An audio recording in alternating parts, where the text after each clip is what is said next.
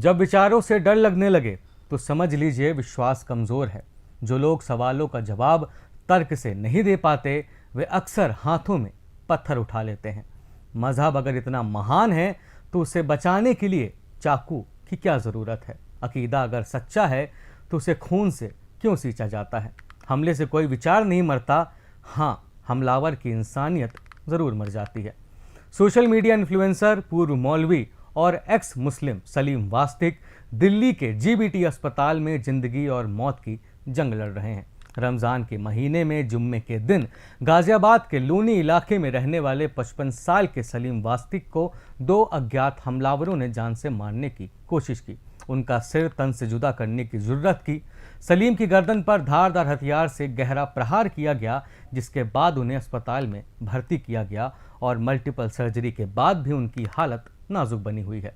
सलीम वास्तिक का कसूर ये था कि वे एक एक्स मुस्लिम थे, यानी इस्लाम छोड़ चुके थे और अपने यूट्यूब चैनल, अन्य कंटेंट क्रिएटर सहित न्यूज़ चैनलों में जाकर कट्टरपंथी विचारधारा को क्रिटिसाइज करते थे। देखा जाए तो भारत में आपको सभी तरह के नास्तिक मिल जाते हैं, जैसे एक्स हिंदू जिनकी सुबह ही हिंदुओं के देवी देवताओं को गालियां देकर शुरू होती है, नवबौद्ध जो दिन रात सिर्फ सनातन की बुराई करते हैं, एक्स क्रिश्चियन जो ईसाई पंथ की कुरीतियों की बात करते हैं। मगर इन सब में अगर सबसे मुश्किल और खतरनाक कुछ है तो वो है एक्स मुस्लिम होना।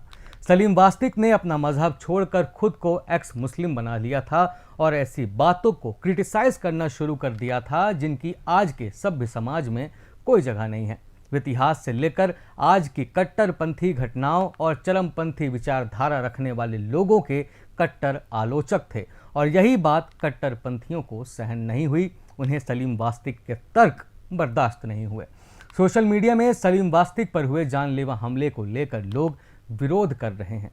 इंस्टाग्राम चैट्स के स्क्रीनशॉट्स और कुछ वीडियो वायरल हो रहे हैं जिसमें सलीम को मारने के लिए उकसाया भी जा रहा है। सलीम वास्तिक नामी गुस्ताख रसूल है जिसने नबी अलैहिस्सलाम की गुस्ताखी की थी। कल मैंने इसके खिलाफ एक वीडियो बनाई थी। इसका एड्रेस मेरे को मालूम पड़ गया है। कल मैंने लाइव में कहा था कि 24 घंटे का मैं टाइम दूंगा, लेकिन मेरे पास गुस्ताख रसूल के लिए कोई टाइम नहीं है। मैंने अपना मौक़िफ़ चेंज कर दिया।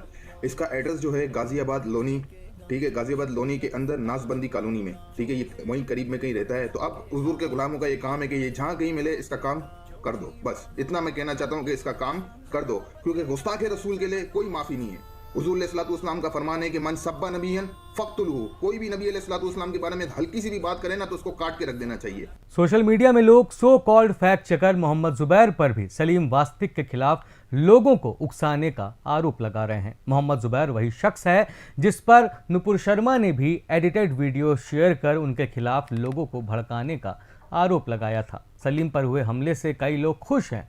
सोशल मीडिया में चल रही खबरों में लोगों के हंसने वाले रिएक्शन को देखकर समझ में आता है कि ये लोग हमलावरों के समर्थक हैं। सलीम के बेटे उस्मान ने 5 लोगों के खिलाफ नामजद शिकायत दर्ज करवाई है, जिसमें गाजियाबाद का भाटी बिल्डर, AIMIM नेता अजहर और अशरफ, शाहरुख और सोनू के नाम दर्ज हैं। परिवार का आरोप है कि एक सोची समझी साजिश थी। सलीम को मारने के लिए सुपारी दी गई थी। वैसे सलीम वास्तिक को मालूम था कि जिस राह पे वे चल रहे हैं उसका अंत STSJ से ही होना है, क्योंकि इतिहास के पन्नों में झांकें तो कट्टरपंथियों ने क्रिटिसिज्म का जवाब हमेशा हथियार से ही दिया है। सलमान रुश्दी 1988 में लॉन्च हुई किताब द सैटनिक वर्सेस के कारण आज भी उनकी जान खतरे में है। 2022 में 25 साल के लेबनानी हमलावर हादी मैटर ने न्यूयॉर्क में चल रहे सांस्कृतिक कार्यक्रम में घुसकर मंच में जाकर उन पर जानलेवा हमला कर दिया था, जबकि वो किताब प्रकाशित तब हुई थी